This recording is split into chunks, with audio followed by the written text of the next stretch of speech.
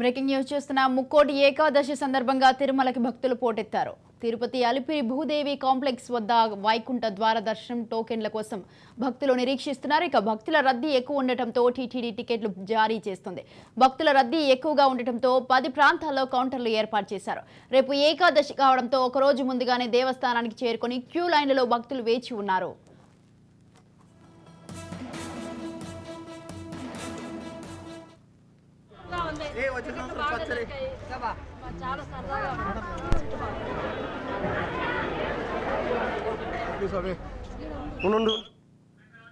Right, ఈ విషయంపై పూర్తి సమాచారం అందించడానికి మా ప్రతినిధి మహేష్ ఫోన్ లైన్ లో ఉన్నారు. మహేష్,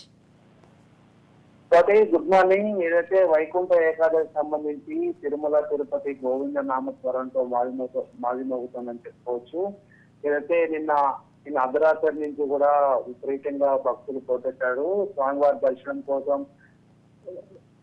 టోకన్స్ కోసం రాత్రి పడిగాపులు కాసి చలి తీవ్రత ఎక్కువ ఉన్నా కూడా లెక్క చేయకుండా కూడా వెయిట్ చేయడం జరిగింది. దాదాపుగా మనకి రాత్రి 12 గంటల నుంచి కూడా టోకన్స్ ఇష్యూ చేయడం జరిగింది. దాదాపుగా 90 కౌంటర్లు 9 సెంటర్లో కూడా ఈ టోకన్లు జారీ చేస్తున్నారు. ప్రస్తుతం మనకి వైకుంఠ ఏకాదశి రోజు, ద్వాదశి రోజు కూడా టోకన్స్ అన్ని అయిపోయి దాదాపు 25వ తారీఖు టోకన్స్ జారీ చేస్తున్నారు.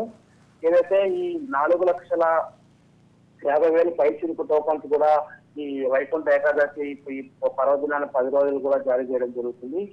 ఈ ఈ టోకన్ కు సంబంధించి కూడా అన్ని ఏర్పాట్లు టీటీడీ కూడా చేయడం జరిగింది. భక్తులకు ఎటువంటి లోటుపాట్లు జరగకుండా నిత్యవసరం కూడా అన్ని కూడా వాళ్ళు చేస్తూ భక్తులకి సాటిస్ఫై చేస్తున్నారు. Right, thank you Mahesh, thanks for the details.